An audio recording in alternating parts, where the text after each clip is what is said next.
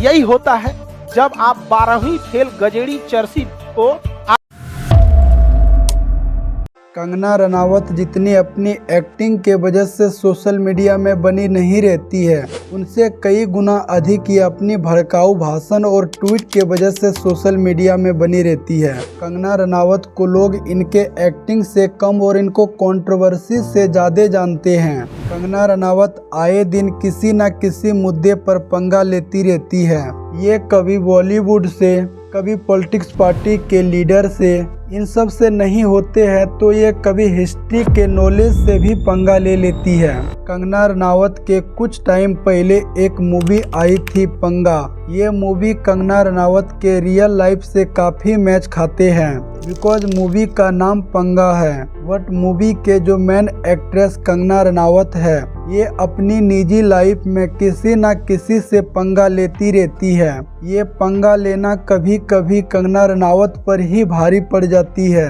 कुछ ऐसे बयान या कुछ ऐसे शब्द कह देती है जिससे लोग इनके ऊपर ही भड़क जाते हैं। 5वीं क्लास में पढ़ रहे स्टूडेंट को ये बात पता होता है कि हमारा भारत देश कब आज़ाद हुआ था, बिकॉज वो एवरी ईयर्स देखता है कि स्कूल में 15 अगस्त को स्वतंत्रता दिवस मनाए जाते हैं। लेकिन पता नहीं कंगना रनावत कौन सी स्कूल से एजुकेशन की है जहां इनको ऐसी बातें सिखाती है। कंगना रनावत के अकॉर्डिंग इंडिया को 2014 में आज़ादी मिली है। इससे पहले जो आज़ादी थी वो भीख में आज़ादी मिली थी।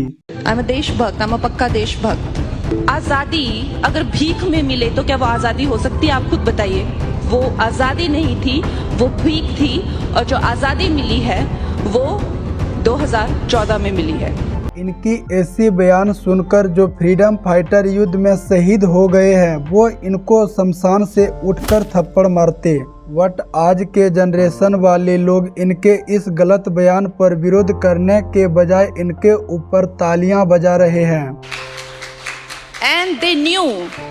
उनके मनोबल को घटाने के बजाय उनको और भी बढ़ा रहे हैं। लोग गलती तभी तक करते हैं जब लोग उनके गलत कामों में उनके साथ खड़े होते हैं। इससे तो ये साफ झलकता है कि जितना कंगना रनावत को हिस्ट्री के बारे में नॉलेज पता है, इससे कई गुना ज़्यादा मूर्ख लोग उस प्रोग्राम को अटेंड कर रहे हैं, उनके बातों को सुन रहे हैं। अगर फ्रीडम फाइटर को ये बात पता होता कि हमारे जाने के बाद कुछ ऐसा होने वाला है तो आपको सच्ची बात बता रहे हैं, अंग्रेजों को निपटाने से पहले इन सब को निपटाते।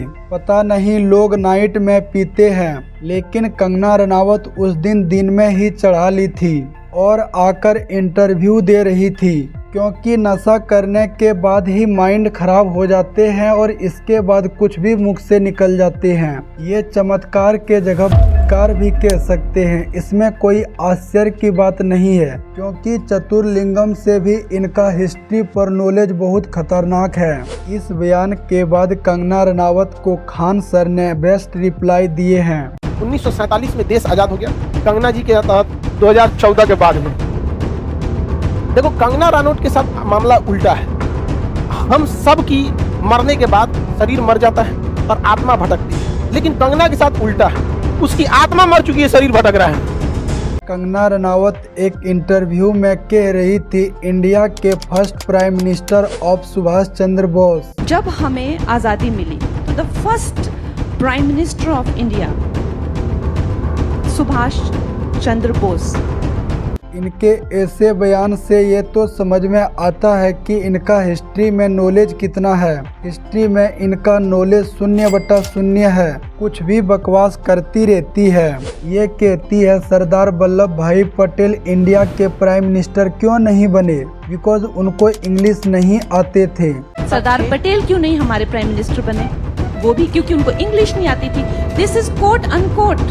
पता नहीं कंगना रनावत कौन सी सस्ती नशा करके हिस्ट्री को पढ़ती है जो ऐसी उल्टी सीधी बातें करती रहती है। फर्स्ट टाइम इंडिया में इलेक्शंस को 1951 से 1952 के बीच में कंडक्ट कराए गए, जबकि सरदार वल्लभ भाई पटेल की मृत्यु 15 दिसंबर 1950 में हो चुकी थी।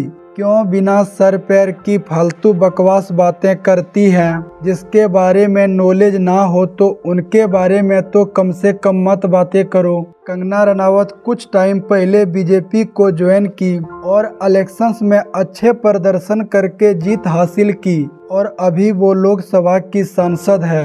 कंगना रनावत से पूरा बॉलीवुड के लोग डरते हैं, चाहे वो एक्टर हो, एक्ट्रेस हो या डायरेक्टर हो। जो भी इनके अगेंस्ट खड़े होते हैं उनको कंगना रनावत पूरी तरह से जलील करते हैं, उनको करारा जवाब देते हैं। ये अपने शब्दों को बड़े अच्छे से डिफाइन करती है, जिससे अगेंस्ट लोगों को बड़ी गहरी चोट लगती है। बट कंगना रनावत की ज्यादातर स्टेटमेंट कंट्रोवर्सी ही होती है। कंगना रनावत एक स्टेटमेंट में कहती है करण जौहर जो बॉलीवुड इंडस्ट्री का जाने माने डायरेक्टर है, उनको कहती है ये बॉलीवुड इंडस्ट्री का चाचा चौधरी है। अब करण जौहर में आपको चाचा चौधरी नजर आ रहा है? ये बॉलीवुड इंडस्ट्री के मूवी माफिया है। और भी कई तरह की स्टेटमेंट दी। करण जौहर इनके नाम से भी डरते हैं, इतनी खौफ बना के रखी है बॉलीवुड इंडस्ट्री में। कंगना रनावत एक स्टेटमेंट दी जहां कहती हुई नजर आई कि बॉलीवुड के जो किड्स है वह उबले हुए अंडे हैं।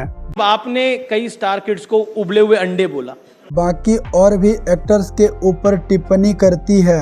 शाहरुख खान और सलमान खान बॉलीवुड के दो ऐसे एक्टर हैं जिनके साथ हर एक्ट्रेस एक्टर काम करना चाहते हैं। बट कंगना रनावत एक अलग ही लेवल की एक्ट्रेस है जो इनके साथ भी काम करने से मना कर देती है। सलमान खान, शाहरुख खान कौन मना करता है बॉलीवुड में?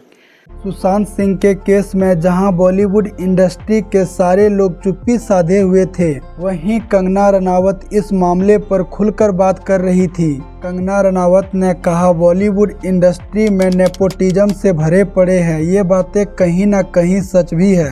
कंगना रनावत ने कही बॉलीवुड इंडस्ट्री के 99% super star actor actress drugs लेती है, इसकी मैं गारंटी देती हूँ, क्योंकि जब कंगना रनावत बॉलीवुड में एंट्री की थी उस टाइम ये भी ड्रग्स लेती थी। ये खुद अपने इंटरव्यू में एक्सेप्ट की है, इसलिए इनको पता है कि ड्रग्स कौन कौन लेते हैं।